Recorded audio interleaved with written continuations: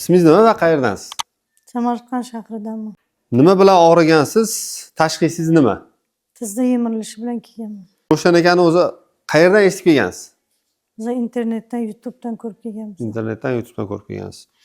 Qancha vaqtdan beri Ravshan akani kurslarini olib davolanib kelyapsiz? Qancha bo'ldi kelganingizga? Ikkinchi kursga kelishim. Ikkinchi kursga Bir kelgansiz. marta kelib ketganman, hozir kelishim ikkinchi kurs.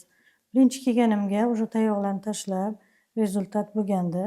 Endi bu birdaniga o'tadigan protsess emas, asta-sekinlik bilan o'tadi. To'g'ri, birinchisiga ham yaxshi olgandim, no baribir og'riqlarim bordi. Allohga shukr, hozir ikkinchi protsessga juda ham yaxshi natijalarimiz bor. Bittada sal yaxshi bo'ldingiz, уже ikkinchisida уже yana ham o'zgarish sezildi. Qo'llarim og'riqlari, oyoqlarim, umumiy shamollash bor edi suyaklarimda. Shularga juda ham yaxshi o'zgarishi bor, Allohga shukr. Mana shu internet tarmoqlarida bizani kuzatayotganlarga o'zingizdan o'tgan eng yaxshi xulosangiz, tavsiyangizni bersangiz. Ko'pchilik shubhalanyapti, qanaqadir savolga borib qolyapti, bu mashinaniki, bu anaqa lo'ttiboz, aldoqchi degan har xil fikrlar ham bor. O'shalarga biz harakat qilyapmiz. Ishontirishga emas, faqatgina natijani ko'rsatishga bo'ldi. Bu narsa avvalo Xudo, avvalo Allohdan.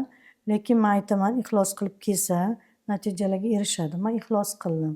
Ukam ham 2 yaxlama koksartroz bilan kelgandi. Hozir Allohga shukr, u ham 2 tayoqda kastelda yurardi. Hozir kastellarini tashladi.